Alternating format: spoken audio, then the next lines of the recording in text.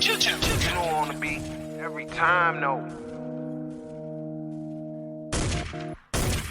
I would like to personally welcome you to Man Hour After Dark. Say that then. While I bring you the host, Mike, Buck, and Cone. You know, they ain't more sports talk than what you about to hear right here. I second that. Go.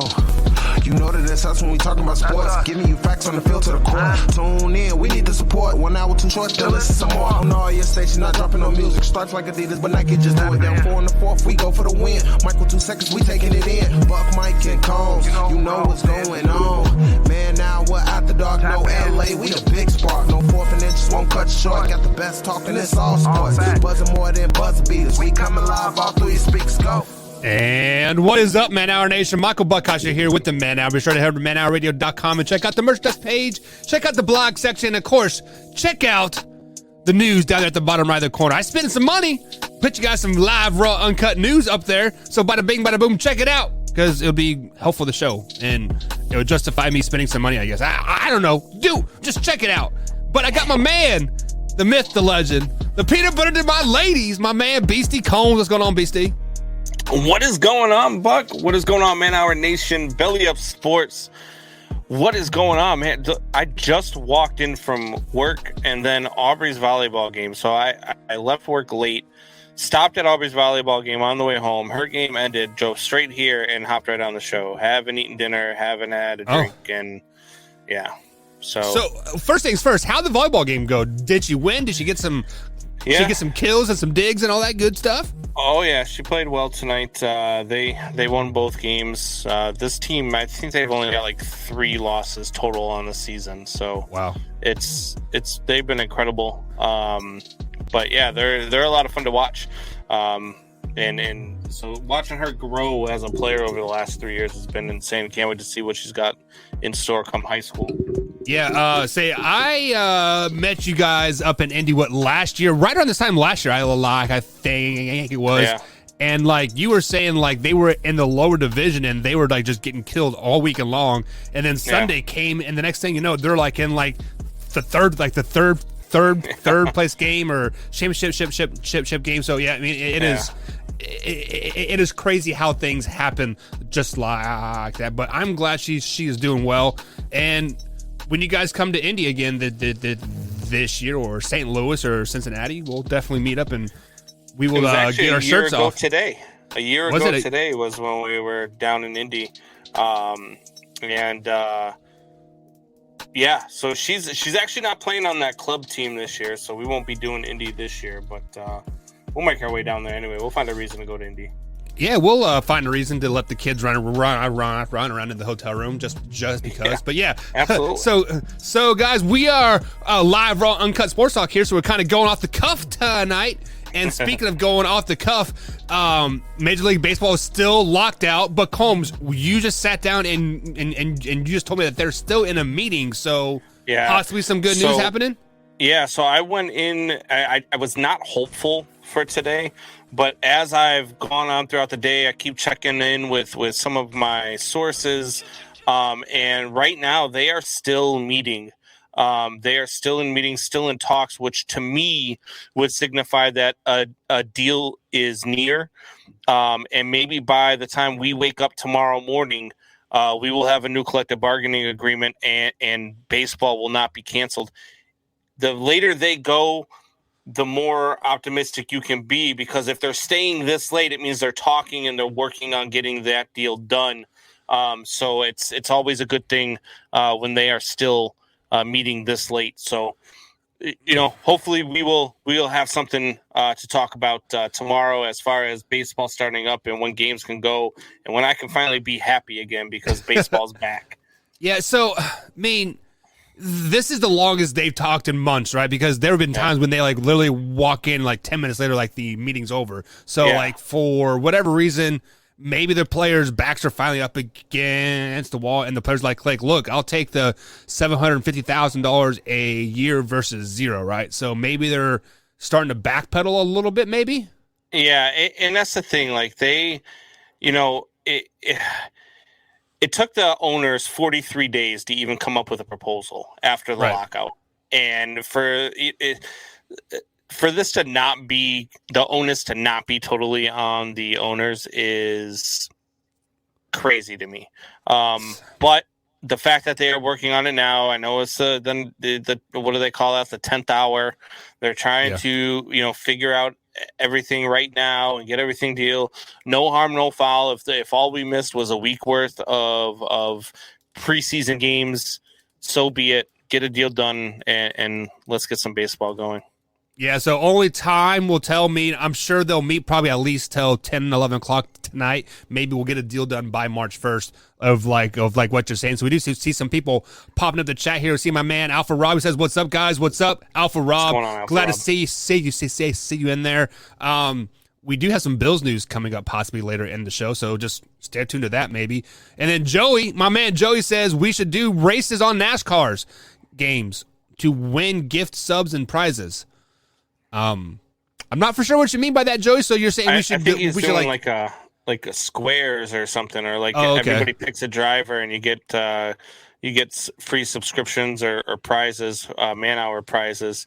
Joey, the problem is that it's not really free because we would have to pay for it. Yeah. and we already put a lot of our own money into this. So I'm not so sure how much more it would work before both of us would have to be divorced and living together in an apartment somewhere. Well, I mean, I could definitely throw in some money for like some t-shirts, I guess, or something. But like, Joey, hit me up on the side and we'll figure out exactly what you're talking about. Alpha Rob says Leslie Frazier is leaving. Is this the news? No. Leslie Frazier has actually been signed an extension. Alpha 14-year extension. So, yeah, so he will be there to the life of Josh Allen, and you guys will forever play prevent defense with 13 seconds left in the game. So I'm just going to throw that out there. So with that being said, this is NFL offseason. Things are starting to ramp up a little bit. Franchise tagging season officially starts March 14th, so we're exactly 14 days away before teams to start delivering the franchise tags to these free agents and start pieces moving here in the off season. So Combs, there are 5 big name wide receivers that are up for free agency this year, and the number one person that comes to mind right off the bat is Davante Adams. Davante Adams is a free agent this season. In 2021, he had 123 receptions with 1,500 yards with just 11 touchdowns. So Combs, with all the rumors that are swirling around Aaron Rodgers, is he staying? Is he going? He's going to retire. Does Davante Adams ultimately end up a Green Bay Packer this year, or do you see him going somewhere else? I think Davante Adams goes somewhere else. And I know that people are going to razz me for this, and I know people are going to call me a homer for this, but what better way to stick it to the Packers than to come to the rival Chicago Bears and get to play with Justin Fields? I'm just saying, new head coach, new offensive game plan, trying to get him some weapons, money to spend. Why not put Davante Adams in a Bears uniform? Because it doesn't make sense. Because they still have Allen Robinson. Wait, don't have Allen Robinson, a free agent. He's a free agent too, right? So, so I ultimately think if Davante Adams is going to go anywhere, it is going to go be a team not in the NFC. He is going to go to an AFC team. I'm thinking like the LA Rams or something to that effect. He is not going to go to an AFC team. He's going to go to an NFC team. He is going to go to the LA Rams or the Tampa Bay Buccaneers, or hell, maybe even the New England Patriots. But he is not going to be a Green Bay Packer by the end of the season. And we see my man Kevo popping in the chat here. What's up, Kev? Gentlemen, how's it going? It has been so long. I know, man. Too damn long. We keep missing you. Every damn Monday, it seems like I end up working overtime and shit. And, man. Yeah, man. So let me ask you this question. NFL free agency is out there. We're talking the top 5 receivers right now, and Davante Adams is number 1. Where do you think Davante Adams is going to end up, or is he going to stay in Green Bay? Well, it's interesting because say Dallas and we fight.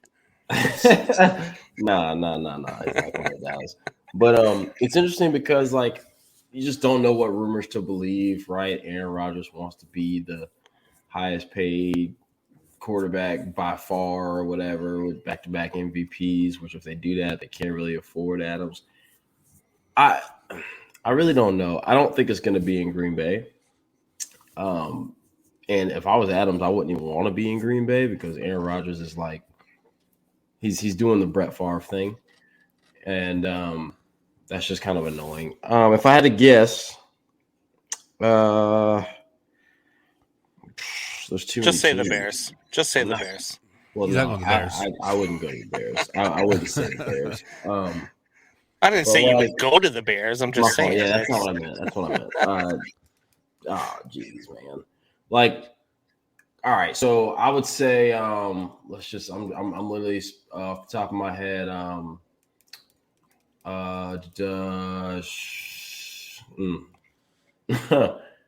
on a second. Let me go look at a list of teams real quick because Let me go ahead and call my sources. Hey guys, is Kevo waffling around? Yeah, Kevo is waffling around because he wants to say Dallas Cowboys because I don't because Michael Gallup is up for free agency. They are talking about trading Amari Cooper to clear out some cap space, right? So why not give up? Why would you clear up cap space to then go get another receiver to take that cap space right back up? Because let's be honest, Amari Cooper has sucked since he signed ever since he's been to Cowboys. Look at his on the road games versus home games. Home games he does pretty well. He's probably a top 10 receiver if you just count his home games. But the minute you put him on the road, he is like a last Luckler X Factor guy. I mean, he is just not very good. I'm talking about X Factor for the Kansas City Chiefs. Dante Hall, he was so electric, and then he never did anything for you. Amari Cooper is not what the Cowboys need, to be totally honest. I would trade him for Devontae Adams in a heartbeat. Yeah, I don't think the Packers would trade for Amari Cooper. I like so a couple things. I was looking at teams with either a young quarterback or like a quarterback where there's possibilities, like Indianapolis trying to upgrade from Carson Wentz. Jacksonville I think that might be a little too sorry for Adams to end up in Jacksonville. I think Jacksonville is a playmaker away from the playoffs. You get them. I don't. I mean, I know you're a troll, so like I don't really want to. No.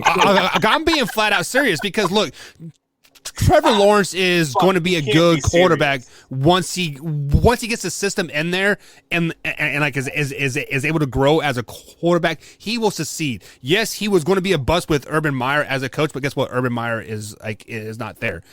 They still have Travis Etienne there, and the only thing they are missing because the defensive side of the ball is pretty solid. They're a top 12 defense in the NFL last year. They are missing a dynamic wide receiver. Devontae Adams would easily make them the best in the South. Cleveland you are and out Baltimore of your could mind. Cleveland and Baltimore could both use Devontae Adams. They could. Especially if Jarvis Landry leaves Cleveland. Obviously, New England could use a number one receiver, period. But they don't go for that flashy, stud wide receiver. I mean, they did it once with Randy Moss, but other than we that, all thought he was over the hill, though. They veered away with it. Yeah, but yeah. I mean, I don't see them going the Devontae Adams way. Devontae Adams to me is more like, I like the Colts idea. You threw out the Colts there. Another team that could really use them, that would really help their offense, would be the Detroit Lions inside the division. That's kind of a nice destination for them. I like Atlanta as well. And Calvin, what's his name? Calvin really Julio? wants out too. Yeah, exactly. So like, I feel like I like Atlanta as well.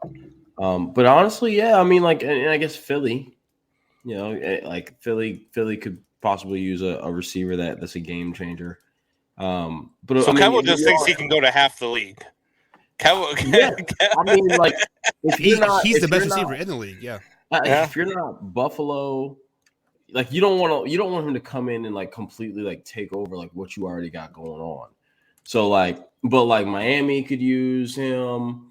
You know, New England could use him. The Jets. I mean, Why not Buffalo? What's the problem with Buffalo picking up a wide receiver and pairing Diggs and Adams? You don't think that you think that takes away too many touches from Diggs? Yeah, I don't think. Well, from Diggs, yeah, I feel like it does. Diggs reminds me a lot of those players in the NBA who like they score a lot of points, but they shoot a lot of shots. Yeah, like the Kyrie Irvings, where it's like it's the volume. Yeah. Like I like the amount of targets for this dude. Like if you look and you're like, oh, you know, Diggs top whatever the last 5 years in catches and yards and blah blah blah. But then you're looking at like the volume and it's like, dude, like he gets the ball every 3 plays. Like what about the Chargers? I think the Chargers is one of those sneaky ones where it's like they already got Keenan Allen. Like they've got Williams is a free agent. I was about to say I don't know where Mike Williams is, but like, do you really? In what Super Bowl team has ever been built off of paying 2 number 1 wide receivers? San Francisco 49ers back when they had Rice and Owens wasn't getting paid wide receiver 1. No, not Owens. It was Rice and God, why can't I think of his damn name? They never really had two big guys at the same time. Except, I mean, the Rams with Isaac Bruce and Torrey Holt, and then Marshall Faulk is that greatest show on turf. But like, I feel like with the way the cap is set up, you really can't be paying two wide receivers, right? Wide receiver 1 money, because it really hinders what you can do, you know, the rest of the way. That's $20 million that can go towards, you know, offensive line and defensive line, et cetera, et cetera. So I'm trying to like refrain from teams that have, you know, already a number 1, which is why Cleveland and Baltimore jump out at me and Indianapolis jumps out at me, because Indianapolis doesn't have like they don't have like a who? John Taylor was a second wide receiver. He was he was a number 1. He would have been a number 1 on any other team in the league. Sure. No, I'm with you. So, Kevo, you've been kind of waffling around the answer for 10 minutes here. Where is Devontae Adams going to go? I mean, you gave us 15 teams. I can't. Y'all are sitting there asking me to freaking like pinpoint exactly where he's going to go. With it. Hey, make a guess and stick I need you to put 5. I said Chicago. I need you to put 5 stacks on it, which is wrong. Well, all right. I'm going to guess. If I had to guess, I'm going to guess Green Bay, but I just don't. Yeah. I just that's the safest bet. I think the writing is on the wall that Aaron Rodgers and Devontae Adams will both stay in Green Bay because that is their best. But I think they know that is their best shot to win a Super Bowl right now is in Can Green we Bay. talk about like is Aaron Rodgers annoying to anybody else? Or is it Yo, dude, he's terrible. He's a diva. He's a clown. Like I don't. We can talk about him an hour too. I'm really just kind of like past this. Like, dude, just like he's always trying to be in the news for something, and now he's posting stuff on Instagram like he's back in high school. And it's just like, dude, like what are you doing? And like, then he went through this like 12-day cleanse where they like shot stuff up his nose. Oh, dude, that shit was nuts. Like I read about that. That is a freaking weirdo, dude. Like he and Kyrie Irving, boy, they're just like out. Yeah. Goodness gracious. That's why him and his fiance broke up. They're like, you let them put their what in your what? And it was just like, she was like, I'm out. So speaking of a 12-day cleanse, Odell Beckham Jr. kind of gave us a sob story on Twitter just the other day about his ACL injury and his second surgery in two seasons, but he is up for free agency as well. This year for the Rams, he had 27 receptions for 305 yards, and if you pile that on with the Browns, he had 17 receptions, 232 yards. So right around 600 yards receiving this season for Odell Beckham Jr. Kev, you are the guest of honor tonight. Does Odell Beckham Jr. stay in LA, retire from football because 2 ACL injuries in two seasons is tough, or does he end up somewhere else? I don't think he's going to retire from football. I also do not think. Let's see. He tore his ACL in the Super Bowl, so if he wants another ring, he could probably just, sign on for the little low and just kind of ride that out. But so I really don't even want to count next season, because I feel like that shouldn't count. But the next season where he plays again, like a full season, I don't think the Rams are the spot. I think that he's got to do a lot of blocking, probably a lot more blocking than he would like. And their wide receiver room is just crowded. I think he has shown going to LA that he can still play. And I think that he's going to command a good amount of money. Not like elite wide receiver money anymore, but like some solid money. Like New England Patriots on the cheap money? I think that he is one of those dark horses for that Chargers wide receiver 2 spot. See, I think that you look at a guy like OBJ and how coveted he has been for Bill Belichick. Bill Belichick's been chasing that dark horse for a long time, and I think that they find a way to land OBJ this offseason. I think the Patriots are a good fit for him. Young quarterback, somebody that a good target, good number 1 target, because they don't have any good targets in New England. I think OBJ would be a great fit for the New England Patriots. I think you give them a chance to take back that division again. If he didn't come off of a second ACL in 2 years, I think that you'd be correct. But I don't see, That's why they get him on the cheap. A 2-year deal at maybe $5-6 million a year. I would bet good money that Odell's agent would be fired if he took a 2-year deal coming off of an ACL injury. Absolutely not. But I get your logic. But yeah, like I think, young quarterback, a system that is geared towards the wide receivers eating. I think that the Chargers is one of those examples where it's like, that's a good dark horse. You start talking about, I'm looking at these chats here. You have Chris Godwin. I think Gallup, ACL as well. I think he goes back to Dallas.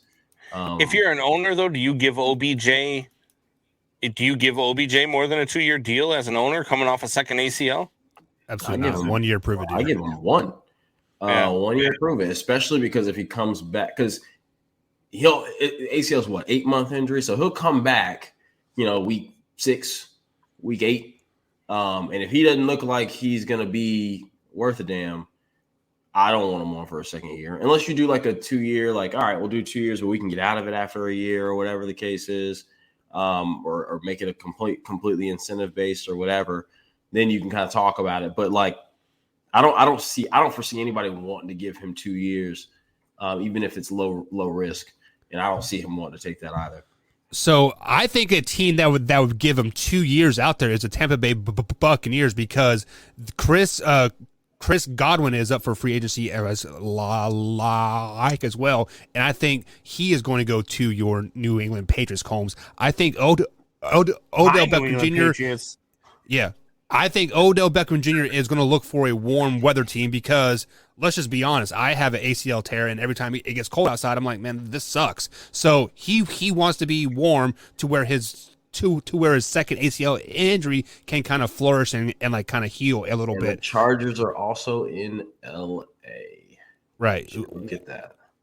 Yeah. Is he from LA, or like what's the draw to LA?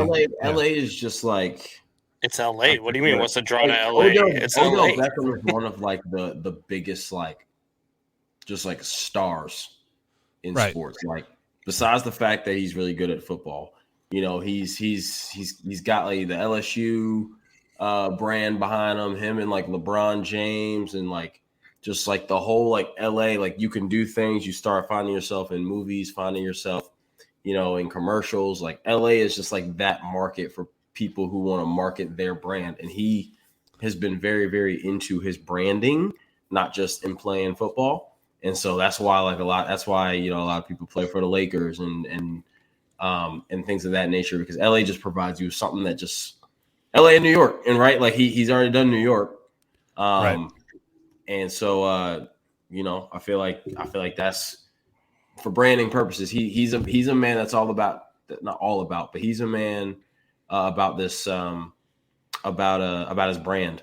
And which one of these wide receivers that we have here is going to end up on the Bears to replace Allen Robinson? Because the Bears are going to sign a top wide receiver. They're going to. The Bears will go for one. I don't know. You don't think they'll sign any of these guys? Well, you saw what happened with Allen Robinson this year. You think that one of these wide receivers is going to be like, oh, I want to go there? Like, no. Nobody wants to with a new head coach and a chance to play with Justin Fields and a chance to be a part of bringing back this organization from what it has been. Yeah, I think absolutely. I think that appeals to a guy like Devontae Adams, who, wouldn't mind sticking it to the Packers organization after watching what they did to him and what they did to Aaron Rodgers. You look at a guy like Michael Gallup, who they could probably get for 1 year on a prove-it deal. You look at a guy like Chris Godwin. Yeah, I think Chris Godwin would be an absolute fit for the Chicago Bears offense. You know who the Chicago Bears are going to get? My words. No, they are not going to sign. They are not going to sign. They are not going to sign a top receiver, but they are going to cherry pick some receivers from the Kansas City Chiefs. They're going to sign a top receiver. No, they are going to pick like a McCole Hardman or somebody to that effect from the Chiefs to the Bears because the Chiefs want Allen Robinson. For whatever reason, the Chiefs are infatuated by this guy. Matt Nagy is now on the staff, so maybe he has some type of in with Allen Robinson, bring him over, and we give you guys like a McCole Hardman or some other receiver, but a Byron Pringle, which is going to be a star because he's a free agent. Well, but I'm saying free agent at that. Well, but I'm saying Allen Robinson will be a Kansas City Chief by August. I see. Here's the thing, Combs. Like, I know you're a Chicago homer, so like, it has nothing to do with being a homer. It's like every time that the Bears lose a big wide receiver, they go out and they get another one. It was a few years back. They went out and got the kid. I can't remember his name from Carolina. What the hell was his name? Big name guy, freaking can't remember the hell. He was a tall guy too. Kelvin Benjamin. No, yeah. Kelvin Benjamin? No, it wasn't Benjamin.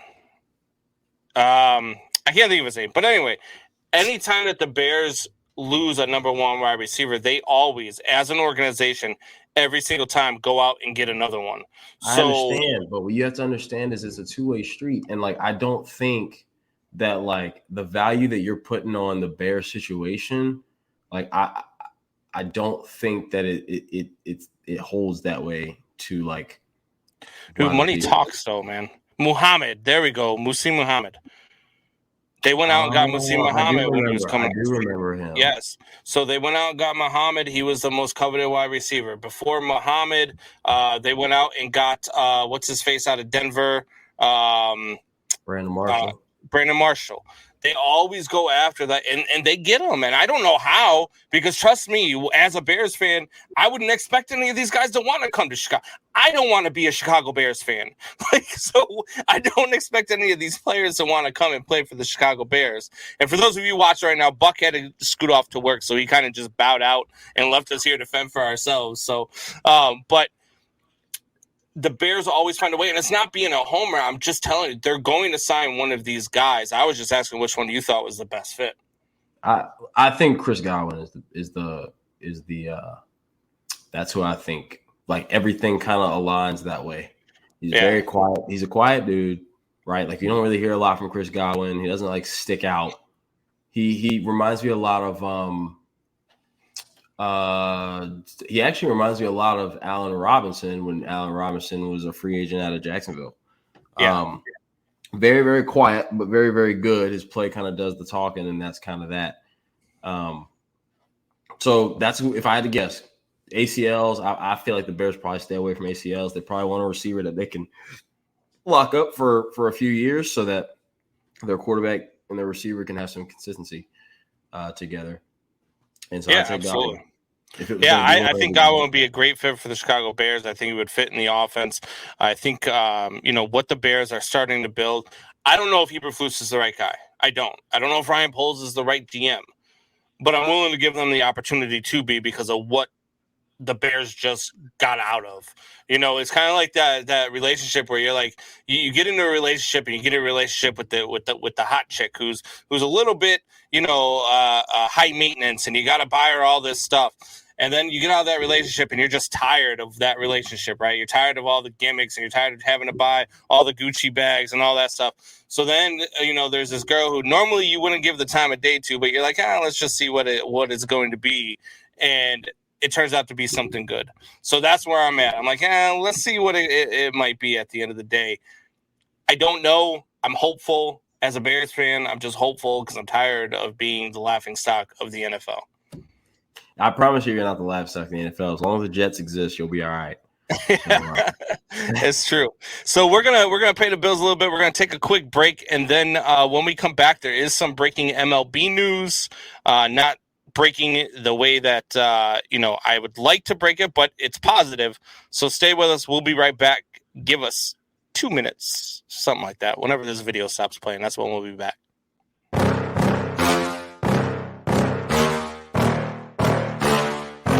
Yeah.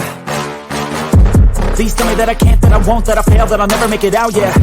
Please tell me all the bad, never good, fill my head full of every single doubt, yeah. Please say any negative thoughts, I pop off when I hear people say I cannot. I get off to the thought of proving everyone wrong, I won't stop to the top, so you better back off and get lost. I'ma stay loud, stay proud, never running out, never heading south. I'll be spreading out, call it word of mouth, can't put me down, I'll be getting loud. You can have your doubts, not what I'm about, have your fucking clout. If you're raining now, I keep making sound, go another round, bitch I'm legend bound, can't stop me now. You don't wanna fuck with me, a slow burn like a disease. Just tell me that I can and I'll show you things that you couldn't believe. Just tell me that I can. Just tell me that I can. Just tell me that I can. Just tell me that I can.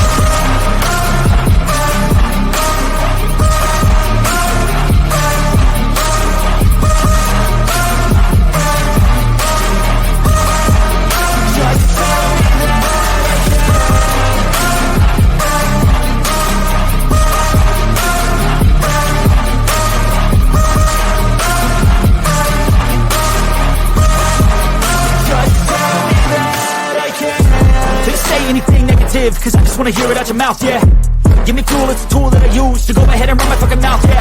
I take shots, I take loss, I make shots, I miss lots. That's how you get big box, you get yachts, you swing lots and pop off a big shot. I ain't done chasing, got big dreams, bigger things, impatient. Who's at the top think they need replacement? Who's at the top think I'm gonna erase them? Face it, I don't give up quick, I don't give up shit, I won't give up this. Cause I know that I want it, know that I'm on it, I'll make it, I promise. You don't wanna fuck with me, a slow burn like a disease. Just tell me that I can and I'll show you things that you couldn't believe. Just tell me that I can. Just tell me that I can. Just tell me that I can. Just tell me that I can. All right, we are back. I saw you laughing in the background, Kev. Buck says, send me some videos of you just kind of showing off the gear. Doesn't say what they're for. Doesn't say what we're going to do with them. And he got us out here looking like a fool. Oh, geez. I will say this, man. I need a new phone case. So, like, whenever y'all want to send me a little man-hour phone case, I could use one. I got a new phone and I got no case. I'm riding dirty out here. I got you. What you got for what you got? iPhone? Yep, iPhone says 13. 13? All right. I'll hook you up. What color you want? Nothing crazy. Just I got the black one. Yeah. That'll work. Work. All right. But so before we went to break, did say we had some breaking news. John Heyman just reported. I see Jesse Rogers reporting that they're not done for the night and that they are really close and really hopeful that they'll have a deal by the end of the night. So it's progress. It's better than what we've heard over the last, few weeks. I think this thing has gone on long enough. Kev, I don't know, how closely you follow baseball or the lockout. By the look on your face, I could probably not much.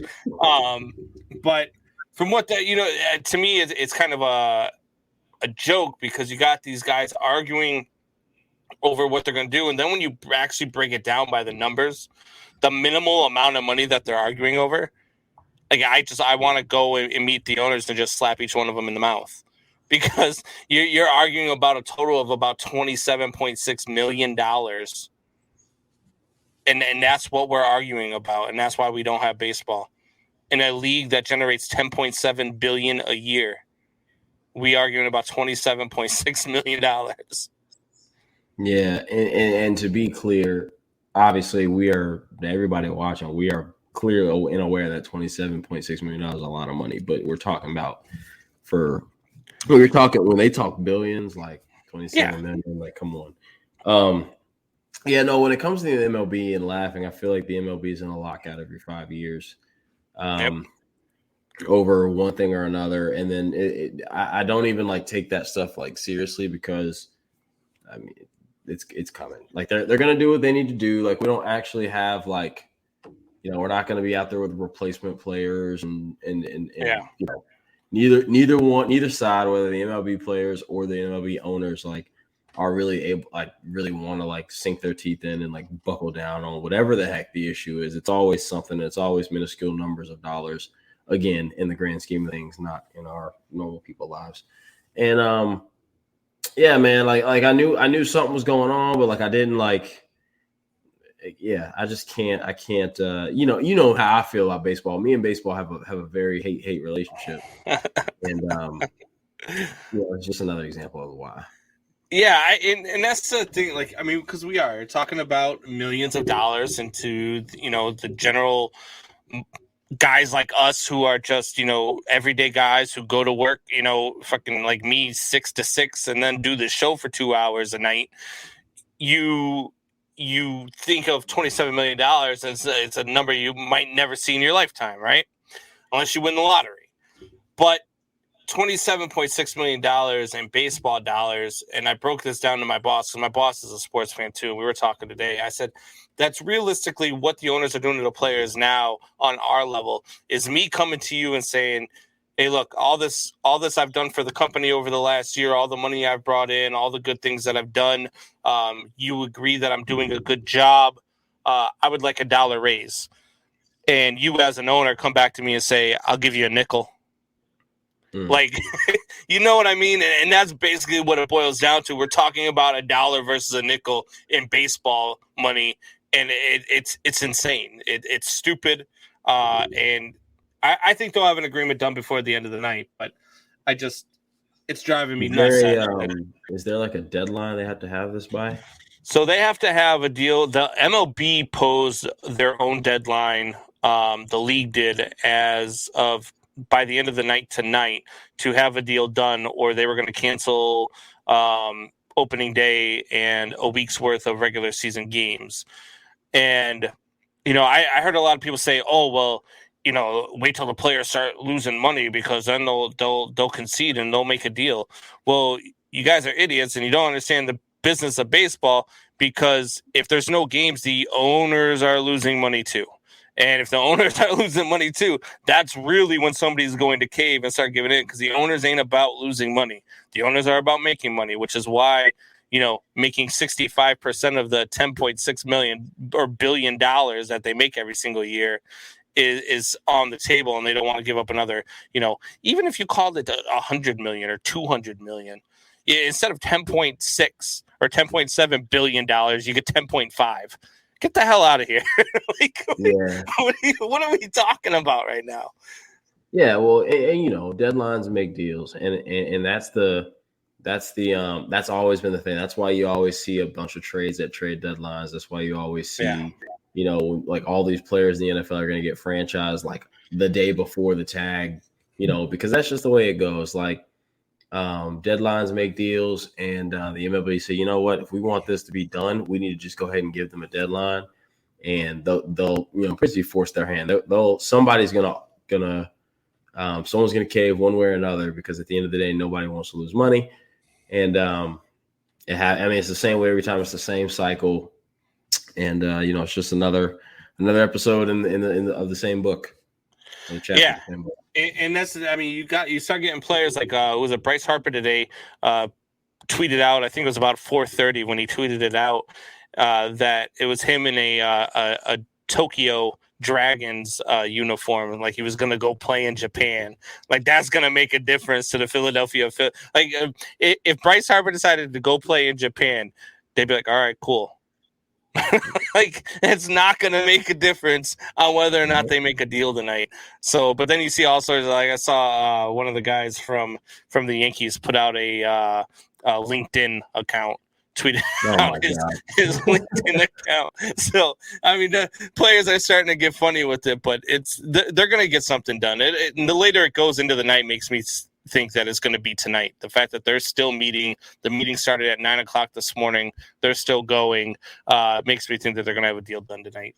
I would love to be a fly on the wall and just like hear how those are going. Like how many profane words are being said. Like I just would love to hear it. Well, you know, Max Scherzer is in there for the Major League Baseball Players Association, and he's so the season was supposed to start on the 26th. That's when game checks start because you start playing preseason games. Every day, because of Max Scherzer's contract, every day he's missing $232,000. So you get to right now, you be about 5 days into it, you're already out $1 million. Oh my god, dude! So my Lord. Yeah, it's crazy. It's insane. Oh my god, dude! What in the world? Yeah, that's $232 million a day. $232,000 $232,000 a day. Yeah, $1 million a week, and a pitcher pitches once a week, so he really makes $1 million an outing. Yeah, that's nuts, man. That's nuts. Well, yeah, I mean, I'm sure we'll by the time I'm off of this, we'll get some news, and you'll be able to break it to all your faithful. I hope so. I hope so. It'd be nice to break it before we get off the air. I think it'll probably most likely be something that we hear. Like we'll all go to sleep. There won't be a deal done. We'll wake up. There'll be a deal done. That's what I think. I think it's going to go into the late hours of the night, and they're just going to find. Where are they negotiating this at? They're in Florida. Okay. Yeah. Okay. So. Okay. Yeah. Well, good for baseball. Good for baseball.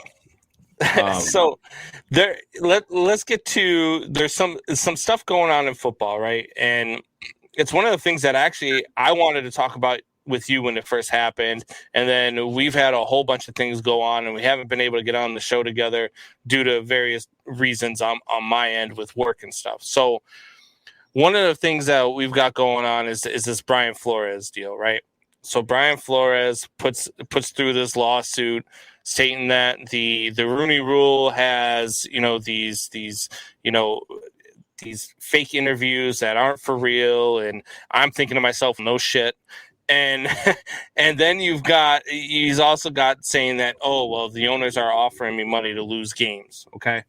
Yeah. So let's touch on the first part of that. Okay. I've gone into depth on this show talking about how I don't really feel like it's a racial thing, that there's not a whole lot of minority coaches. And I get that for people listening, especially people of color that think that, oh, well, this is just another white guy who just doesn't get it, doesn't understand. So then I started digging deeper, right? I dig into the numbers. And you look at the minority coaches that there have been in the league.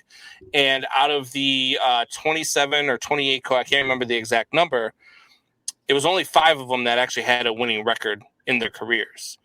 And then you start looking closer at like the Rooney Rule, from the institution of the Rooney Rule in 2002, how many have had winning records? Only 2 of them have had winning records. One of them being the longest tenured minority head coach, which is out there, Mike Tomlin in Pittsburgh. And so then people keep coming, well, you got to have more minorities. I said, okay, I'm with that, because I really wanted to see Eric Bieniemy in Chicago. I thought he would have been a perfect fit. However, what gave me pause for that was Ryan Poles, minority GM who the Bears just hired, came from the same organization that Eric Bieniemy was playing in, and he didn't even hire the man. Nice. So it starts to make you wonder: is it really a racial bias when it comes to head coaches, or who are the opportunity? Is it a Leslie Frazier who has a terrible record as a head coach? We saw a guy in Lovie Smith get an opportunity in Houston, an opportunity I don't believe he's going to succeed in, because when he was with the Bears, yes, they had a winning record, but he also had a Hall of Fame defense. And then he went to Tampa Bay and he was 6-24. And going to Houston, you're getting more of a roster that's more like that Tampa Bay team than you are that's like that Chicago team that you had. I just don't feel like he's going to be very successful there. I also saw how he destroyed the Illinois program. And I love Lovie Smith. I wish him nothing but the best. I hope he does. I hope he wins the Super Bowl in Houston if he can. I don't think that that's a realistic expectation. So you tell me, is this a thing that you feel is based and is predicated on racial bias by owners who are white owners, and they don't want to hire somebody that, as they say all the time on ESPN, they don't want to hire somebody that doesn't look like them? Is that what we're looking at here, or is it just there's just not a whole lot of candidates out there? All right, so here's the biggest thing. I'm trying to look up something here to see if it backs what I'm thinking. But the problem where it comes to this bias is less about like necessarily the number or percentage, and more about like the type of job that they get. Right. So you got,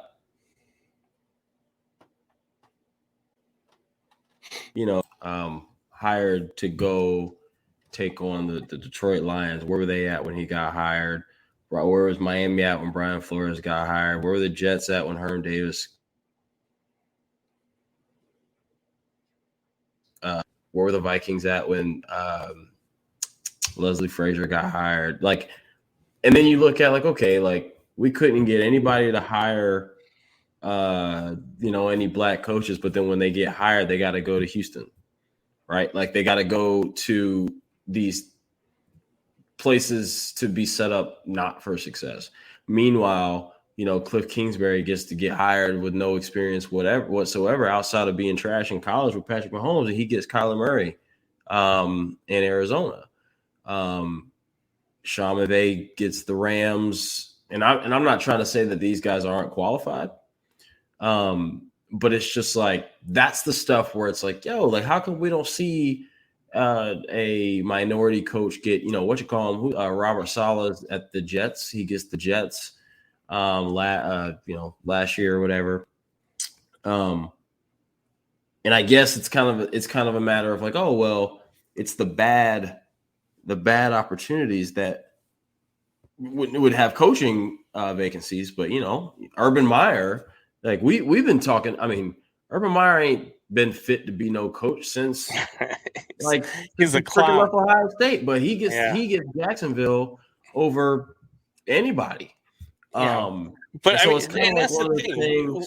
When coaching positions open up, it's because they're in a bad state, right? Like you just said, the coaching positions that are opening up, like when Robert Saleh takes the Jets job, what other opportunities were there? Was he offered any other positions that he turned down? Because you look in, as you just spoke about Jacksonville actually offered Byron Leftwich the job, and I don't know who the hell Byron Leftwich thinks he is, and he was like, I'm only taking the job if I can hire my own GM. And they were like, well, then you can go back to Tampa Bay. So yeah. And that's the other thing too. Like we don't really know all of like the ins and outs of stuff. And that's the thing. Like especially people we see in social media, they come out and they're so quick to comment, and they're just like, oh, no black coaches, disgrace, blah blah blah. Yeah. And it's kind of one of those things where it's like, yeah, but like if Eric Bieniemy, if I'm giving him an interview and he does not interview well, like do not be mad at me because I didn't hire him. Right. But again, like we're talking like we talked about like Jack again, like it's less about the state of the team and like what's set up. And it's like David Culley went to Houston knowing they knew he was gonna fail. Houston wasn't going to hire Lovie Smith. Houston was going to hire Josh McCown. And then this Brian Flores stuff came out, and they said, you know what? What's it really going to look like if we go hire Josh McCown with zero coaching experience over Lovie Smith or whoever the heck else? Well, they could have just done what the Dolphins did and been like, "Hey, bro, can you just say that you identify as biracial? Can you just say? I was listening to an ESPN podcast, and they said that's Logic's cousin on the white side. But I think that one thing that I heard what's his name? Spencer Hall talking about. He said that he feels like one of the reasons could be because like the pipeline, like there's no allowance to let new talent in, right? Like we saw, how many times did we see Jeff Fisher? How many times did we see, obviously like all these coaches get recycled. The pipeline is the position core, the coordinator position, right? But that comes from coaches in college. But what happens is Bill O'Brien gets fired in Houston. He go work for Alabama. Right? Lane Kiffin, all right, I'm going to go over here, go work for Alabama. And so what happens is we keep recycling the same coaches. Like, yo, you were a head coach. Let me go make you an assistant coach. What's his face from Dallas? Mike McCarthy? Nope. Defensive coordinator. Why am I drawing a blank right now? Yeah, I do it all the time with names. I know who you're talking about, though. But anyway, leaving Atlanta, we were like, yo, get him up out of here. And now it's like 1 year defensive coordinator. Let's get him back. Yeah. Because that's just how it goes. We recycle. And I think it's less a race thing. We just recycle, Mike Zimmer in Minnesota, right? He's going to go be a defensive coordinator for somebody, do a great job because he's a smart coach, end up getting another head coaching job. It's just the same cycle. And that's Dan why Quinn, that's what I'm talking about. Dan Quinn. Jesus Christ, I cannot believe I can't remember. He's the daggone defensive coordinator of my favorite team, and I can't remember his name. Yeah. But anyway, so I think that that's just kind of the rotation we're in. I don't know, and not knowing everything about everything, right? Like we're not in the room. Yeah. We're not hearing. Maybe Eric Bieniemy is like, yeah, like I'm gonna turn that down because Andy Reid ain't gonna be here forever. I got Patrick Mahomes on a 10-year deal, I guess 8 more year deal. Why would I leave? If I was Eric Bieniemy, I wouldn't leave. That makes no sense. I'd be like, I'm gonna stay right here and wait my turn until I can have my team. But that's just me. So obviously Byron Leftwich, yeah, I'll do it if I can hire my own GM. Okay, well, there's a reason why he's not hired. So let's just say Eric Bieniemy was like, I want to stay in Kansas City, but instead he said, all right, I'll take this job. And Brian Leftwich wasn't being stupid. And he took one. Now we're having a different conversation. Because now there were 2 hirings, but it was on them. So I won't say that it's I've never been one to ever say anything is fully racially incentivized unless it's like said and proven. And I don't know how to explain. And I think what happens is when we don't know how to explain something that is so off, why are there so many of this, but then so little of this? Right. Like we don't know how to explain. And the only difference we can see is color. Like I think it's just easy to make that the reason. And then you have the opposite argument when you got 73% of the league is minority players.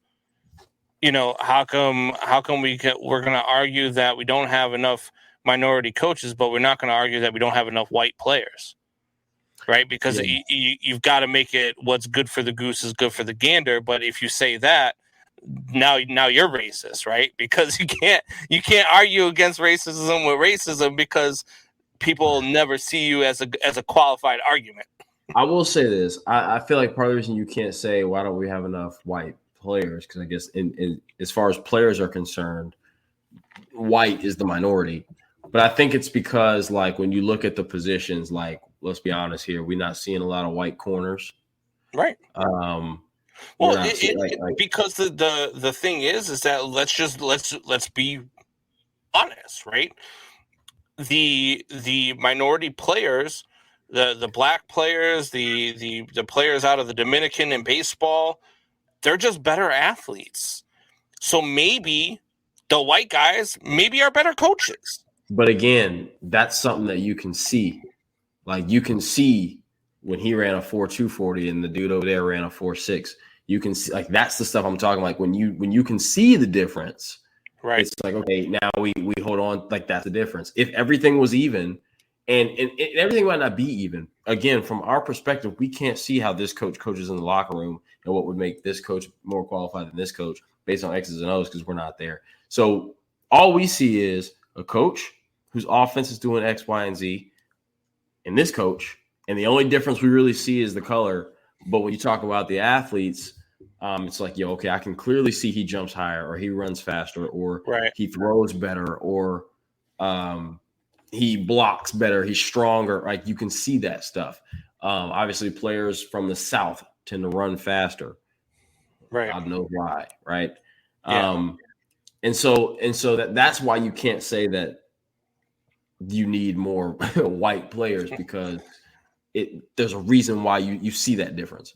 Right. But like I said, I just think that it's easy, and we've in a society now where we hide behind, and I need people not to take me the wrong way when I say this, but we hide behind things like phrases like mental health, racism, and anti-blank, right? Anti-LGBTQ, like we hide, like we say that stuff now, and it's like this automatic shield, like no one's allowed to like on it.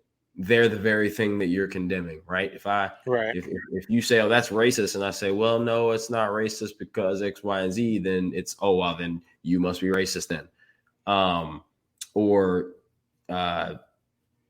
Whatever. And so that's kind of the thing when Ben Simmons says, oh, I'm not playing because of my mental health, we're all kind of just forced to be like, oh, okay, because we don't know, but if I say, are you sure about that? Then all of a sudden I'm an asshole. Yeah. So that's kind of, and then when he gets traded, all of a sudden his mental health is fine, clear, and he's ready to go. So that's just kind of how that stuff goes. To Drew's point, is there a proven difference? Like we said in the coaching, we don't know. There is if you look at the records, right? If you look at the proven. I mean, you look at Mike Tomlin, who to me might be one of the greatest coaches of all time. Never had a losing record. If you look at a guy like, you're going to bring in Andy Reid, maybe one of the greatest coaches of all time. A lot of clock management issues, but I mean, the guy's a proven winner. I think you got to look at the record. Obviously, there's more of a track record with the white head coaches because there's more of them, and there's been more of them over the course of the history of the league.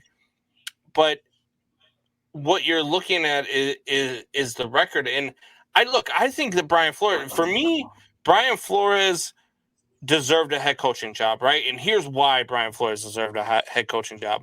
That man was winning games in Miami with a front office that wanted him to lose. That to me, that to me elevates his 9-win season to like a 13 or 14 win season, right? Because your front office is rooting for you to lose. They're offering you money to lose games, and you're saying no when you're winning, right? Now, where Brian Flores falters is his relationship with Tua and the things he says to Tua. Where Brian Flores falters is the fact that he's now got the stigma of being that guy who's going to come in and he's going to want to take control of everything. And that's going to put off a lot of GMs and a lot of owners because the GM's going to say, well, that's my job. And the owner is going to say, well, that's what I hired my GM for. And so that's going to put off a lot of guys. But to me, I was rooting for Brian Flores and Eric Bieniemy to come to Chicago because I thought that those guys would have been great fits, and I think that the Bears ownership needs a guy like Brian Flores to come in and tell them, "Hey, chill the hell out, sit the hell down, let me run things so we can actually win football games." But here's the thing about the records, right? What is Jim Caldwell's record in Detroit? He was a winning head coach in Detroit, if I'm not mistaken, because they were winning some games. They were going to playoffs with Jim Caldwell. But he has no job. But Jim Caldwell has turned down opportunities too, though. Maybe he actually came out and said he's turned down three offers, and that's fair. But like this goes back to what about Marvin Lewis's record? Marvin Lewis as well has said that he's taken 7 interviews in the league and he's turned down 2 offers. Okay, so when you look at and then like what if the offer is Houston and it's like no shit exactly, but you know what, the Kansas City Chiefs aren't looking for a head coach. The Los Angeles Rams aren't looking. You know what I mean? Like I know that, but like my point is, like I said, when the Cardinals were looking for a head coach and had the number 1 pick, and the Jaguars were looking for a head coach and had the number 1 pick, but then like when Houston's looking for a head coach with the number 3 pick, or got no picks because they traded them all away for whatever. Like this is where it's like, I think that it's less about black coaches and more about why it seems like some I see what you're saying. Like, job like. It always seems like the black coaches, when they get hired, they're the one that gets hired like in a position that's supposed to fail, build this up. Then we go bring in the next guy who usually tends to be white. And then boom, all of a sudden that's how you get your Tony Dungy swap. But isn't that how coaches make their names though, right? Because like if you recall, Bill Belichick was terrible in Cleveland. And then he was one of those guys that couldn't get hired anywhere. Then all of a sudden the Jets were going to give him an opportunity. He took it, and then a day later quit and became the Patriots head coach. Like there are coaches out there that people don't want to touch. Like nobody's going out and offering Bill O'Brien a head coaching job right now. Nobody's. But guess what? After what Josh McDaniels did to the Lions, if that was the question, the Broncos, you mean, or the Broncos, whoever he removed on. The question becomes like, oh, well, if that had been, a black coach, like, does anybody ever go back to him? Like Brian Flores might not ever get another head coaching job again. He will after this, unless it's so like it's just the fact, because now it's gone beyond just his coaching, and now it's like, okay, the fact that he got a job this quick in the league. Well, it's Pittsburgh. You know. Well, that's what I'm saying. I mean, Mike Tomlin was the only one who could really go to the league and say, yes, I know he's got a lawsuit against you, but I'm bringing this guy on because I need him on my defensive team. Like, he was the only one that could go in and say that. And not only that, but you got Brian Flores putting forth this lawsuit. And when you look at Brian Flores' coaching staff when he filed the lawsuit before he got fired from Miami, how many minority coaches did he have on his staff? Zero. You know what I mean? So you're not giving anybody opportunities either on your own staff, but you're going to go and file a lawsuit. You've got the right to pick your own staff. Every coach in the league picks their own staff. And to not have any minorities on your staff, but then to fill out a complaint saying, "Oh, well, it's unfair and it's biased," to me, that's crying wolf, if you ask me.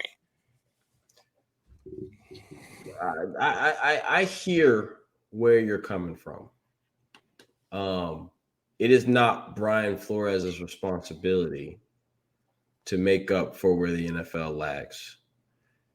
Also, Brian Flores was Miami's coach for 3 years. Mm-hmm.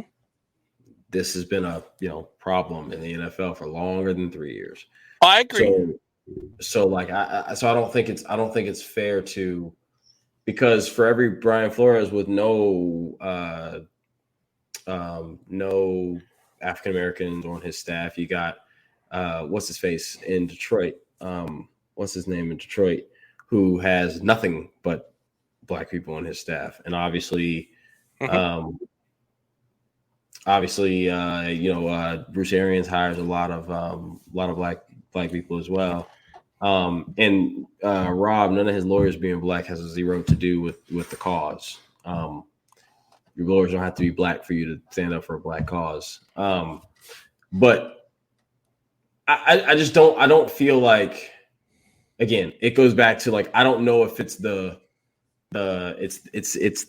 amount of. I mean, obviously people say this because this is the thing. The amount of coaches that are black, blah blah blah. But it's like there's not a lot of great opportunities out there. And you're looking at the records. The one black coach. Do you want Leslie Frazier leading your team? If the Cowboys spot gets opened up, do you want Leslie Frazier as your head coach? I don't know. No. That doesn't mean I wouldn't want Leftwich or Bieniemy or. You don't want to see. The thing to me about Leftwich is you have to prove to me what you can do now without Tom Brady, because before Tom Brady got there, your offense was terrible. And then Tom Brady got there, and for the first half of that season, your offense was terrible. And then Tom Brady said, "Hey, let me take over this play calling," and then all of a sudden, you guys win a Super Bowl. So let me see where you're at without Tom Brady before I want to know how good you are. Because, look, Jacksonville was going to give him a job. He's got history with Jacksonville. I understood that move by Jacksonville for them to bring him on. You were our quarterback for however many years. You've got a history here. But then the way he turned them down and say, "Oh yeah, but only if I could hire my own GM," and blah, like, get the hell out of here. Because what have you done in this league that gives you that authority? If Mike Tomlin becomes available and Mike Tomlin comes to your job, you offer him a job and he says, "I want to hire my own GM," then you listen, right? Bill Belichick, you listen. You listen to guys like that, but you're not going to give Brian Flores his own GM. You're not going to give, Josh McDaniels his own GM. You're not going to give, Matt Eberflus his own GM. That's not how it works. You have to do something. You have to earn your spot before you can start making demands like that. And Byron Leftwich he isn't that guy to me. I don't really understand where his mindset was at with that. I'm not really. I'm not. Yeah, I don't really understand that. But Alpha Robbie trying to push Leslie Frazier off on everybody. He wants him out of Buffalo. So Alpha Rob's a Buffalo Bills fan, and he just wants Leslie Frazier out of Buffalo. He's willing to give you whatever you want for Leslie Frazier. Yeah, that's all right. You have to give me some cash considerations. Yeah, like all of it. Except that one. And no, nothing against Leslie Frazier, but you have to pay me something like $100,000 a loss to hire Leslie Frazier. Jesus Christ. Oh yeah. I mean, it's a healthy discussion to have. I think that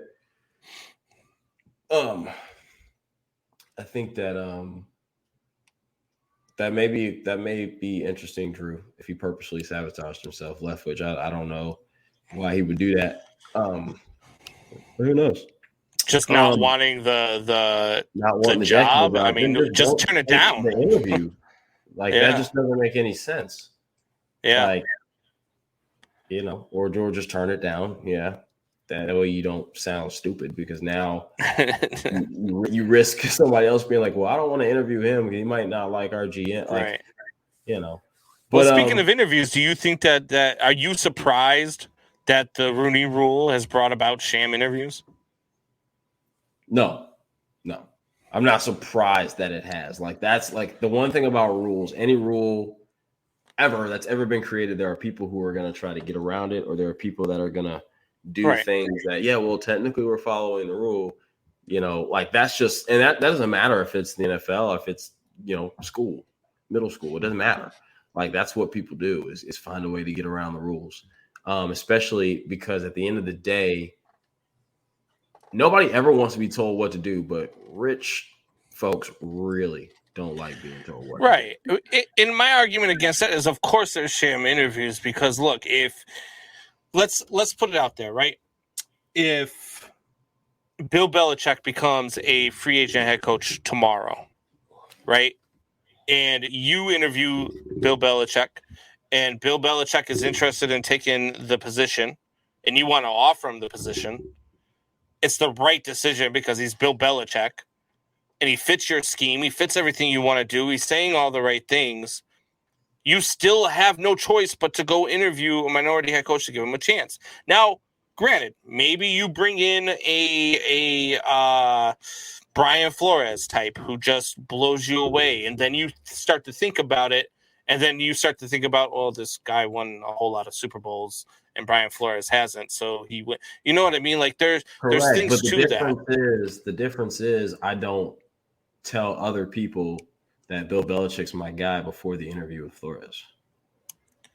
But everybody knows, like, if it doesn't matter, like that's the whole point. Like if you can't, everybody can know all day. If they say, oh, Kevin's got to choose between Brian Flores and Bill Belichick, he's got an interview with Bill on Monday and Flores on Thursday. Everybody can know what the decision is that they would make. But that don't mean that on Tuesday I'm like, yo, hey, it's gonna be Bill. And before, like that decision was made and relayed to another coach who got nothing to do with the whole situation, besides the fact that they used to coach for him or whatever it was.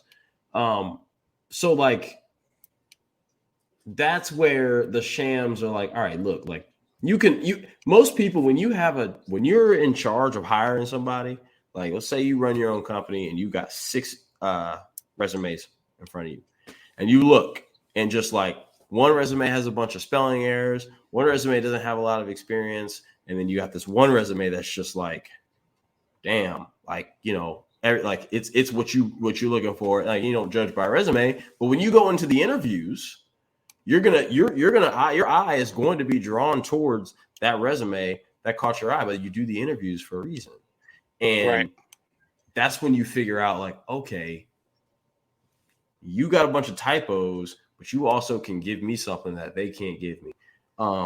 It's obviously different in head coaching, but this is why they say this is why you play the games. Because if we just said the favorite was going to win every sports game, we wouldn't watch sports.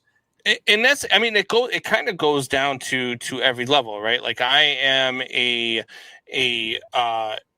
so I'm a field supervisor for a construction company, and I do all sorts of interviews all the time, trying to fill out my teams, trying to get, subcontractors for this, subcontractors for that.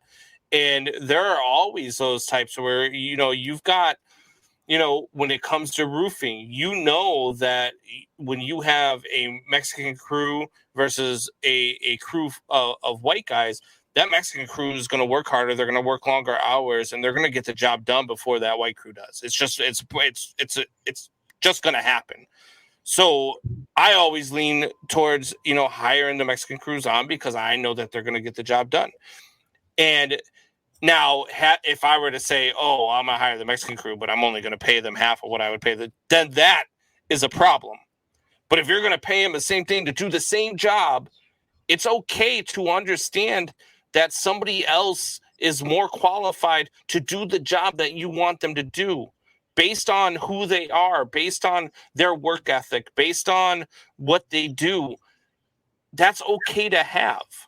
You know what I mean? Like, it's one of those things where people have to kind of loosen up on the fact that sometimes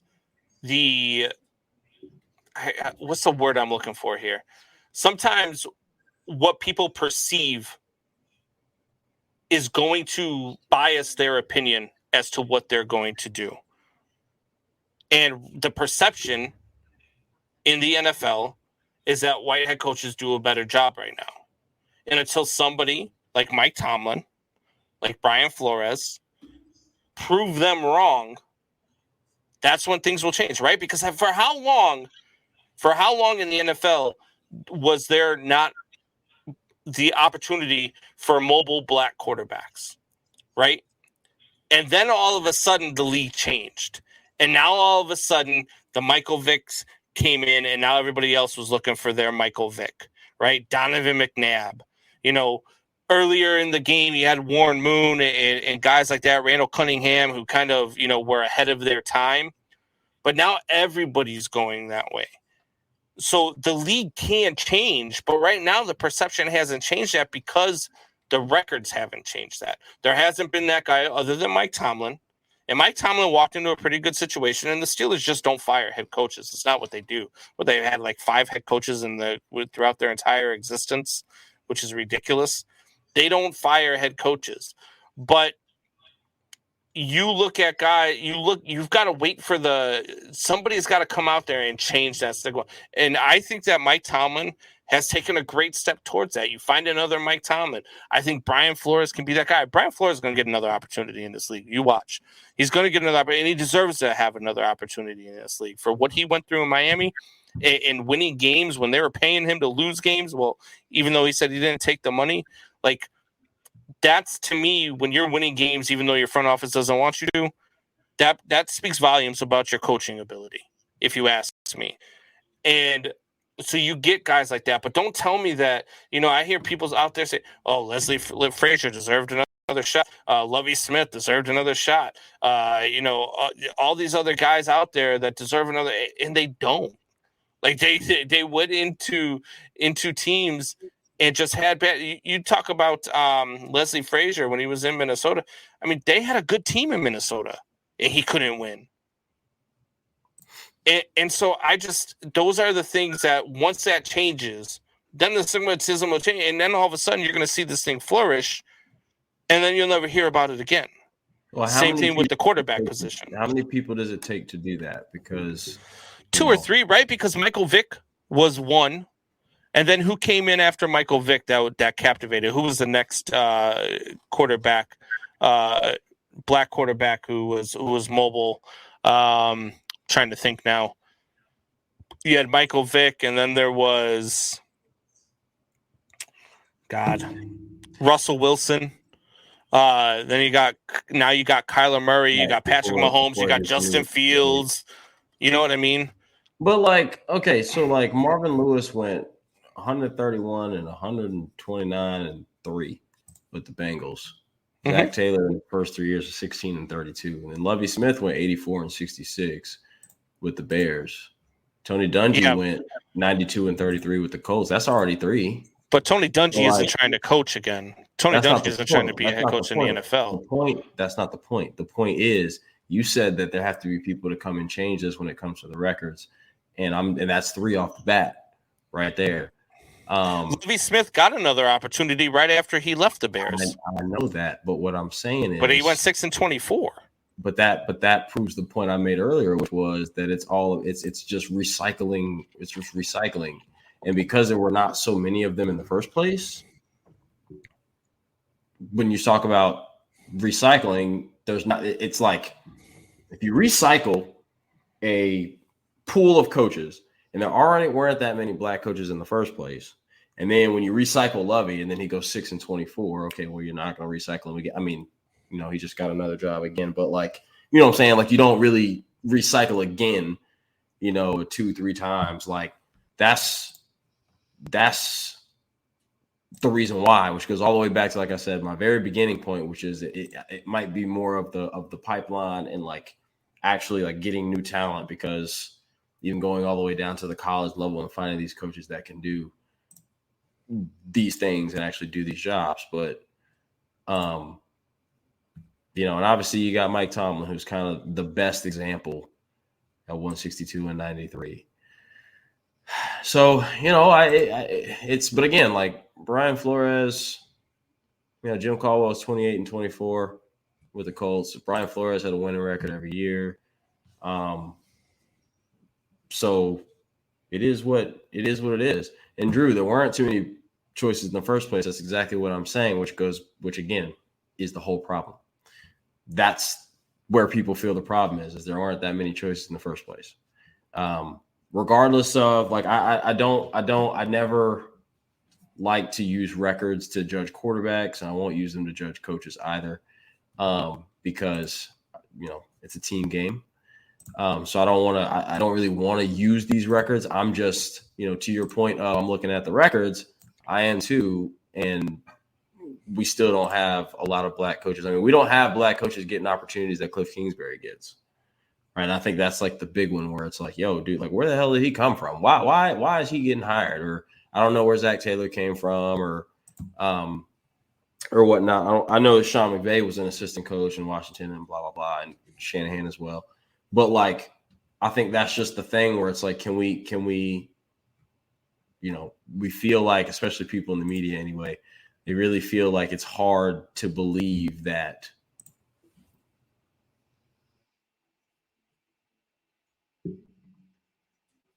the same kinds of jobs that, you know, would a minority coach get a Cliff Kingsbury big opportunity from the jump. And I think that most people believe the answer. That's the unfortunate part. And again, I don't want to, I personally don't want to chalk it up. And like we said at the beginning, I don't want to chalk it up to like strictly race. I feel like there's so many other variables when it comes to getting a coach than just like the color of their skin. Like I just refuse to believe that it's that simple. Like, oh, well, he's black, I'm not gonna hire him. Like I don't think that that's what it is. But like, you know, there's not a lot of, you know, head coaches in college that are black that are like up there. You know, Nick Saban. We talked Nick Saban, and we talked about Urban Meyer, and we talked about, you know, we don't talk about a lot of like black powerhouse coaches. You know, Dabo Swinney and Jimbo Fisher. I mean, these are all white dudes. Yep. So, you know, Herm Edwards doing pretty good, but he's at Arizona State, and I don't think he wants to coach in NFL again. He doesn't want to coach in the NFL again, and that's the thing. Like, there's a lot of opportunities out there, but there are a lot of coaches who do deserve other opportunities. Like, I would love for Jim Caldwell to get another opportunity. I would love, you know, to see Marvin Lewis get another opportunity. Those are guys who are proven winners in this league. I'm just not so sure they want to coach in the NFL again as head coaches. Mm-hmm. Because they've been given opportunities and they've both admittedly turned down opportunities. So, you know, I don't know, like it's just one of those things, but it's always nice to have a good conversation because, you know, people always, especially on social media, forget about it. You try arguing something on social media, you're just going to get trolls all day long. You'll be arguing with the Mike Buckheisters of the world all day long. And it's not worth the time, right? Because you just get yourself frustrated. Like I did the other day when I got banned on Facebook for 7 days. What? Yeah. Oh, you ain't here. So there was a video of a police officer who was detaining another guy, a white guy, and he had a camera on him. And so these guys go around to all these different traffic stops, and that's what they do. They put the camera on the cop, and they try to bait the cop in certain situations. And he was calling the cop all sorts of derogatory names that I can't say live on the air. And all I said in the comments was, that dude needs to get knocked on his ass. 2 minutes later, Facebook banned me for 7 days. I'm like, yo, what are you kidding me? Like, this guy can post this video saying all these words. I'm about to say, did Facebook think you meant the cop needed to be knocked on his ass then? No, I said the dude holding the camera.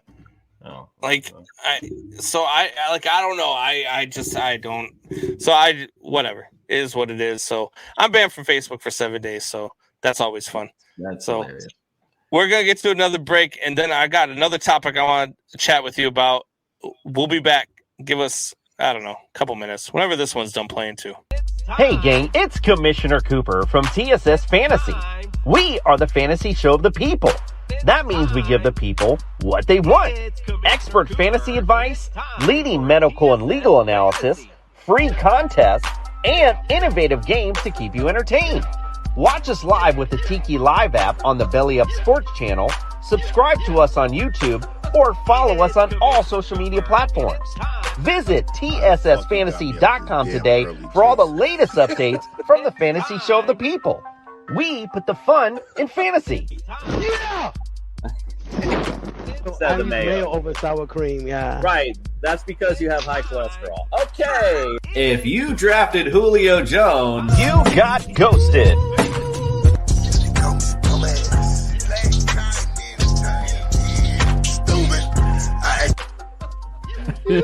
This is amazing. TSS Fantasy is like an orgasm. If I had a cigarette, I'd smoke it. I'm pumped to be here. This is the show of shows. TSS Fantasy, the fantasy show of the people. I was built to last with the whips and the weed and I could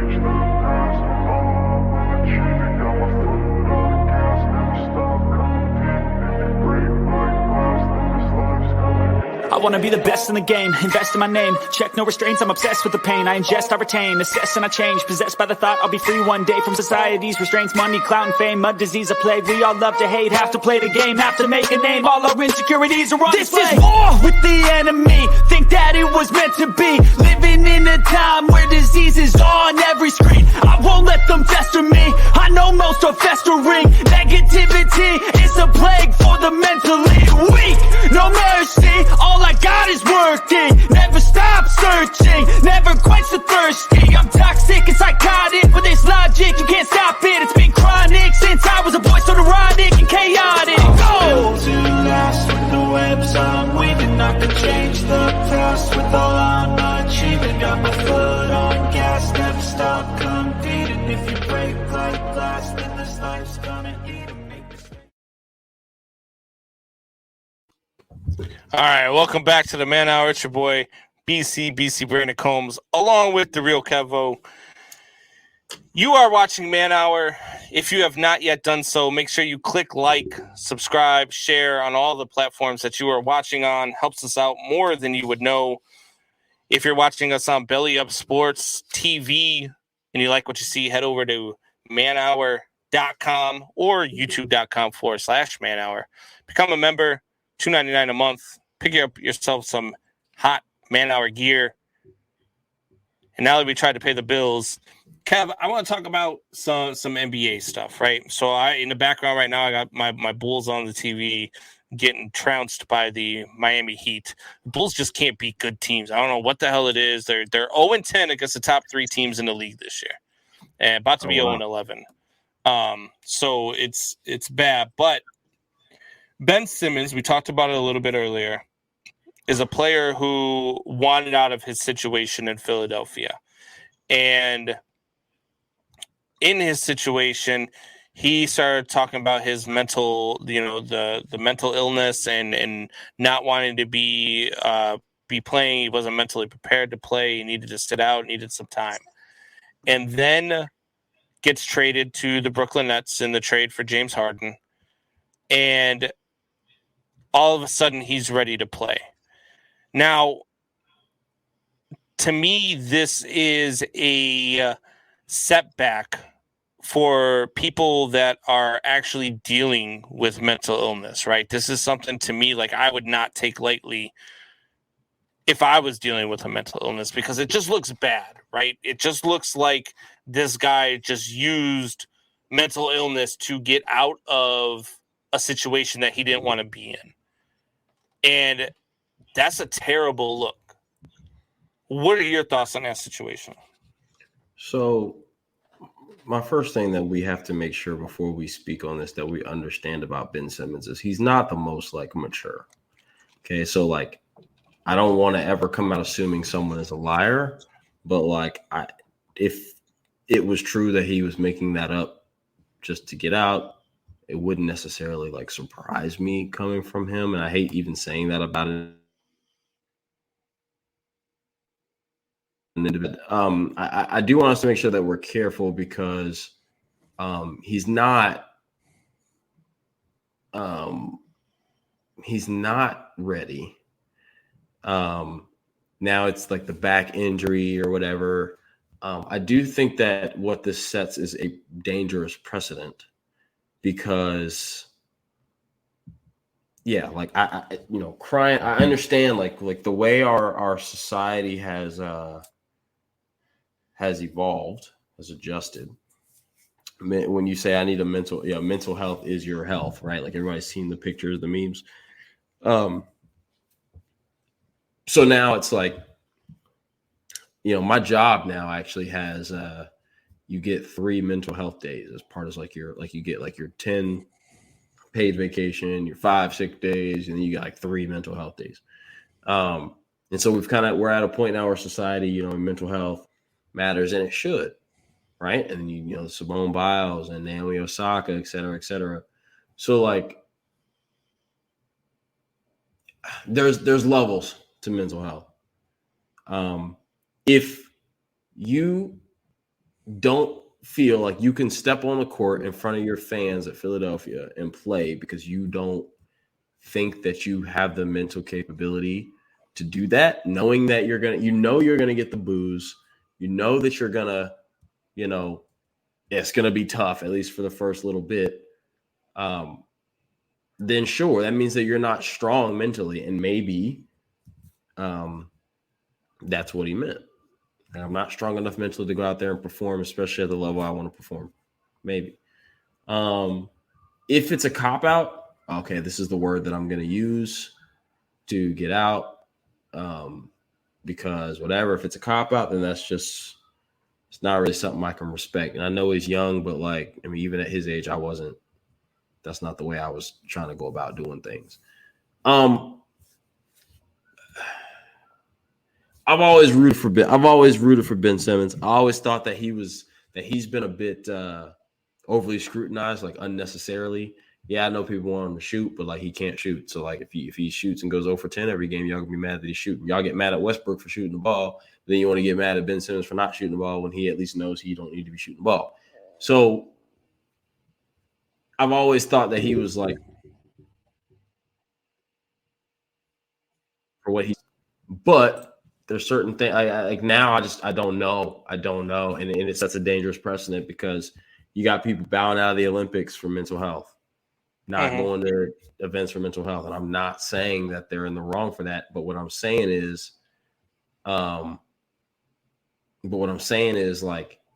everything now we can use mental. When I first got on here, we talked about the shields. We talked about, we use racism as a shield. We use mental health as a shield, and we use anti, blah blah blah, anti blank as shields now. And it's an easy shield to use because if anybody refutes you on it, they look like the insensitive one.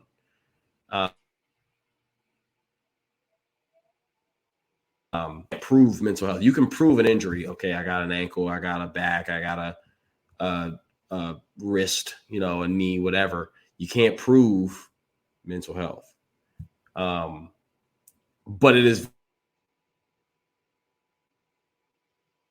very hard to come out and all this stuff. It's very hard to believe that it's not about, the last time we saw him in a Philly uniform, he was scared to dunk on Trae Young and threw it to Matisse Thybulle when he just all he had to do was just go up and dunk the ball.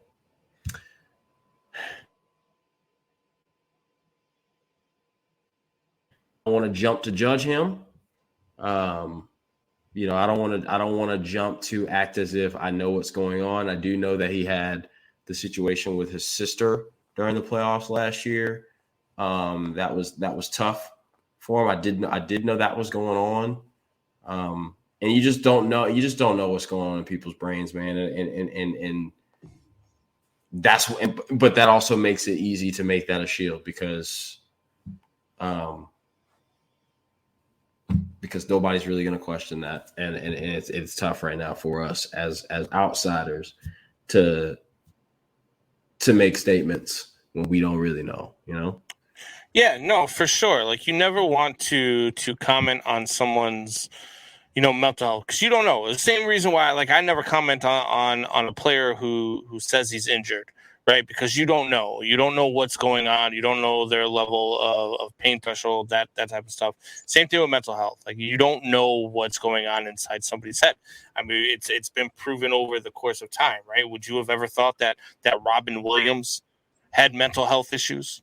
You know what I mean? So you don't know what somebody is going through and what's going on in somebody's head. But what you can comment on is sort of their actions surrounding it, right? And that is where Ben Simmons is at now because it's I got mental health issues. I'm not mentally prepared for the season. I need to take time off for my mental health. And it's oh, word, I'm going to Brooklyn? Oh, let's play ball. And that's where it's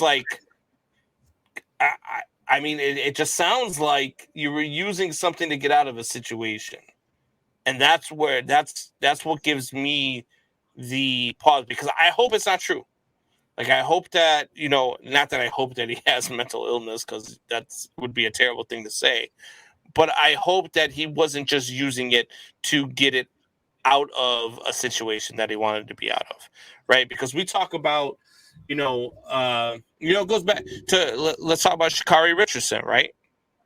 Sha'Carri Richardson gets held out of the track because of smoking weed after losing a family member, and it helps her to detach. So she, likes to smoke weed, which it's legal in pretty much everywhere now, but it's not legal if you run track for Team USA. And then you look at the, whether or not they should be allowed to do things to help them with that. Should they be allowed to take drugs to help them cope, like marijuana, which has known medicinal values, right? And you look at guys like in the NFL, like Josh Gordon, who's constantly getting suspended for smoking weed and popping up his tests and drug protocols and all that stuff. So where do you, like, how do we know where Ben Simmons is at, and when do we get to, form the, not, I don't want to say opinion, but the correct answer to what are you dealing with, and how is this going to affect you moving forward in your career? Or is that just something we're never going to be privy to? I don't think it is. I don't think it's anything we can be privy to, because the reality of it is, like, mental health doesn't have one face, right? We know what a torn ACL looks like, or when you do an MRI, we know what a broken ankle looks like, but because mental health, because I mean, again, like, I could be like, my dog got neutered last week, stressing me out, blah, blah, blah. It's really weighing on my mental. It could be my dog passed away, right? Or it could be, everybody's different. And I think that we make the mistake as people to assess in one way doesn't mean it wouldn't bother somebody else. And even if everything is timed terribly, like, yo, dude, like, of course, like you haven't been to a Sixers practice or Brooklyn's practice, and you sitting on the end of the bench, but you wouldn't come to no Sixers games. Like, what's going on? If his situation, if his environment was a detriment to his mental health, well, yeah, no wonder that when he got in a new environment, that changed. But we can't call that. And I don't think we ever will be able to. The only person who ever really will know is him. And unless he slips up, which maybe might happen, right? He might slip up and say something in the media that contradicts. That would be a story. Right. But, like, otherwise, I do think that being in Philly is one of the main reasons why his mental health, why he felt his mental health wasn't where it needed to be. And if that's the case, then a change of scenery is the solution. And all of a sudden you see him getting better, and you go from there. Yeah, for sure. We talked about Sha'Carri Richardson, and that was another thing that I wanted to touch on. We touched on it, not really on the show. I touched on it on a solo show that I was on, but I'd like to hear your opinion. So Sha'Carri Richardson comes out, and they start talking about the Olympics, and she comes out and is talking about the 15-year-old Russian skater who is allowed to skate after popping for some illegal some sort of illegal steroid or something like that. It's called for what they call doping in the Olympic Committee, right? So she is found by a judge to be able to skate. She's 15 years old. And Sha'Carri Richardson says that's the difference between being a white athlete and a black athlete. And to me, that was another time where I'm like, well, this isn't about white or black. This is about you chose to do something that was illegal as a grown woman and admitted to it. And while I don't think there was anything wrong with it, and while I think that it shouldn't be that big of a deal, this is a 15-year-old girl who was told by her adult coaches and the adults in her life and told, hey, take this. It's going to help you. Take this. It's going to help. A 15-year-old girl is still really, really impressionable when it comes to what they need to do to become an Olympic athlete, as opposed to a grown woman who chose to make a decision, which she admitted she knew it was a risk, but she was in a situation where she needed to. Yeah. And while I understand that, I think there's a clear difference here. And I don't believe that the skater should have been allowed to skate. I think that you broke a rule, regardless of how you broke the rule, regardless of who told you to break the rule. You still broke the rule, and I don't think you should be allowed to participate. But she was. And I do feel like there is a difference in the situation in that aspect. So was oh goodness, excuse me. It's late. So was Sha'Carri like what were the rules behind that with the skater girl? Because go ahead. Yeah, so she was just not allowed. So it was doping. It was something illegal in her system, and she popped. And then she what do they call that? Appealed the decision to not allow her to skate, and a judge overturned the decision and said she could compete in the Olympics. Did Sha'Carri Richardson appeal her decision? She did not. Okay, so that's step number one. I mean, if you're Sha'Carri, you kind of owned up to it, and then you were like, you accepted the consequences. If you would have appealed, what if they'd have said yes, right? Like, you know what I'm saying? Like you didn't even. That's like me and you both, asking a girl out, and then she says no, but then you ask her out a second time, she's like, and you ask her out when she's in a different mood. She's like, oh, okay, well, sure, why not? And I'm like, oh, that's the difference between being black and white, like. Because you decided to do everything you could to see if you could get back out there. That's not fair. But again, these shields coming full circle once again, like if anyone says that, all of a sudden it becomes like me saying that makes me the villain.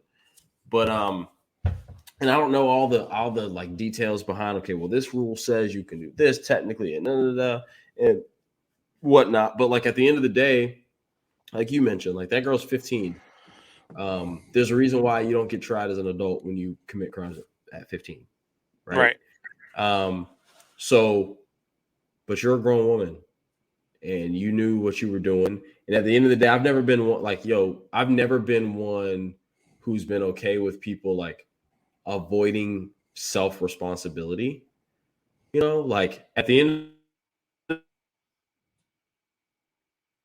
the day way over there, I didn't do what I needed to do to make sure that I could race over here. And that doesn't change regardless of whatever happens.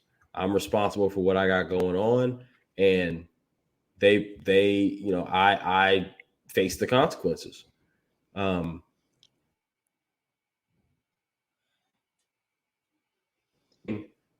If you don't want to be put in compromising situations, or situations that allow others to treat you unfairly, then don't let yourself get in those. Yeah. If she, and I understand, and I personally don't think she should have. I got no problem with none of that. But you put it in their hands. That's why when they tell athletes, don't put it in the ref's hands. Don't put it in the referee's hands, because they are very easily liable to make a mistake. And it wouldn't have got to this point if you don't put it in their hands. And let's be real, Kev. I mean, if we both ask out the same girl, I'm going to win 10 times out of 10 anyway. So that's just how it goes, bro.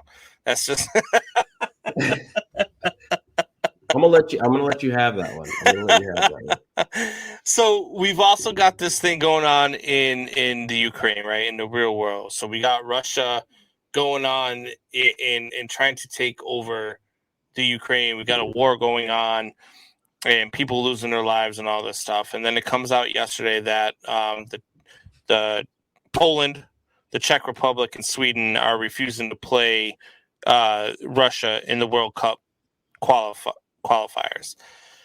And so the World Cup came back and said, we're not going to ban them from the World Cup, but they can't use their flag and they can't play their anthem.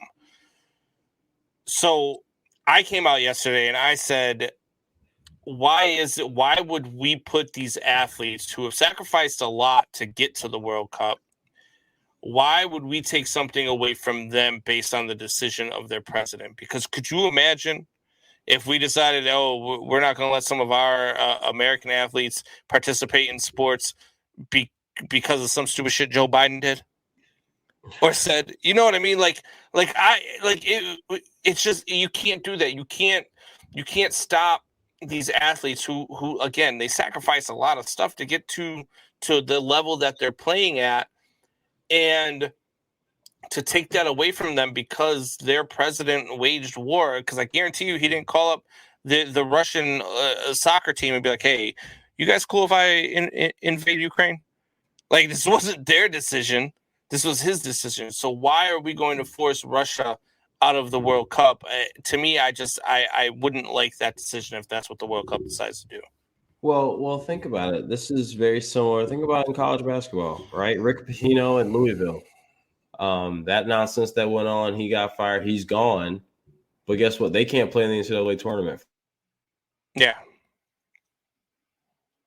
For however you do with it whatsoever. But that's the rule. And what happens is, it sucks for the players who are involved, but you're punishing the country more so than you're punishing.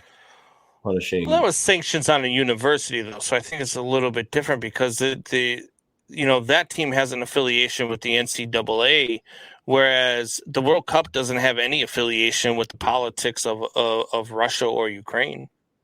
I understand that, but we're talking about these players for Russia are basically getting punished. The opportunity they've worked hard for has been taken away from them because of as a consequence of other people's decisions and actions. It's the same thing in the NCAA. It's the same principle. It's just a different situation. Yeah. And I think that I wouldn't know, but the thought behind it is probably like, okay, well, if we don't let Russia, we let these players play, but we don't let Russia get to the pride of those players holding, because just like it's a lot of pride for a player to wear their country's flag on their shirt and play whatever sport it is for their country. It's a lot of pride for the country to be like, yo, these are the kind of players that represent us. And you take that away from Russia and saying, hey, like, you don't get to be represented. It's just these players playing with whatever. Now, if they decide like we're just not going to let them play at all, I mean, it sucks. But again, like you hope that it like kind of leaves the message of, hey, like, we're not okay with this. The rest of the world's not okay with what you got going on. And we're not going to do this. This also sets the tone for whatever comes next, right? Whatever world event comes next that requires all these countries, like, hey, just go ahead and don't expect to be here either. And it's not fair, but life ain't fair. And when what it really comes down to is just, this is what we have to do, or this is what ends up having to happen. This is the decision we're going to make. Sorry, right? Like it really does suck. But the reality of it is, like, when it comes down to this, like, the world is so much bigger than sports. I think that sports is the one thing that can really bring it all together, but the world is so much bigger than sports. And right now, what's important is letting Russia understand that this is not okay. And we can't jeopardize that because these guys want to play World Cup soccer. Again, it sucks because they've worked their whole lives for this, and they might not get another chance. I mean, it's